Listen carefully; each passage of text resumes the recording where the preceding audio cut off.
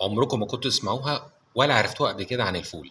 تعالوا النهارده بقى نتكلم عن ازاي نخلي الفول المدمس يبقى صديق للقولون بتاعنا. احب اعرفكم يا جماعه ان في 2 مليار شخص على مستوى هذا الكوكب عايشين على الاغذيه النباتيه. في ناس عايشه بكيفها او هو ده نظامها الغذائي، وفي ناس عايشه غصب عنها بنظام غذائي نباتي عشان ما عندهمش دخل ان هم يجيبوا بروتين حيواني. طب الناس دي تترمي في البحر ما ياكلوش؟ لا، احنا ما قلناش كده.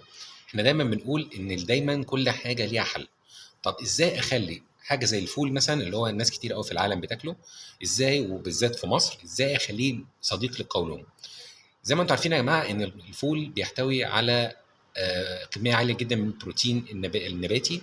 بس احنا عارفين واتكلمنا قبل كده في حلقات قبل كده، اللي ما شافش الحلقات ممكن يروح يتابعها، ان في حاجه اسمها الفايتيك اسيد بتبقى موجوده في البقوليات، ودي بتعوق امتصاص البروتين والحديد اللي بيكون موجود في الفول او البقوليات عموما. طيب نعمل ايه؟ اول حاجه لازم نبقى عارفين بس تركيبه الفول عامله ازاي.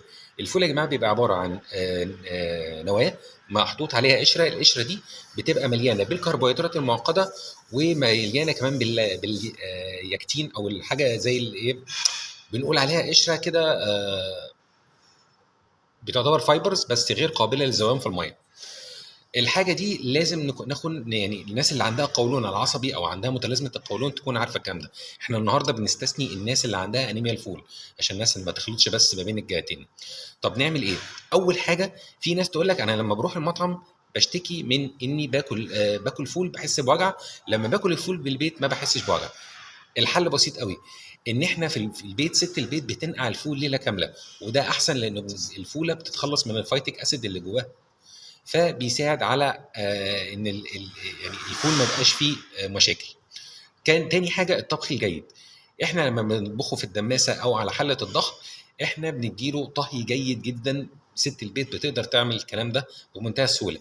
تالت حاجه ان احنا نهرس الفول اللي احنا بناكله، نحاول ان احنا نهرسه او نضربه في الخلاط عشان نكسر اكبر كميه من الالياف اللي موجوده فيه.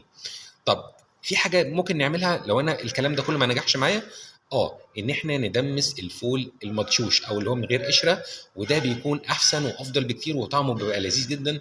الفول المدشوش يا جماعه اللي احنا بنجيبه نعمله للطعميه عشان الناس اللي ما تعرفش. دعواتكم اهلنا في فلسطين، ويا رب يجعل كده كل حاجه عليهم بردا وسلاما، وينصرهم على كل غاصب ومعتدي. اشوفكم دايما على خير.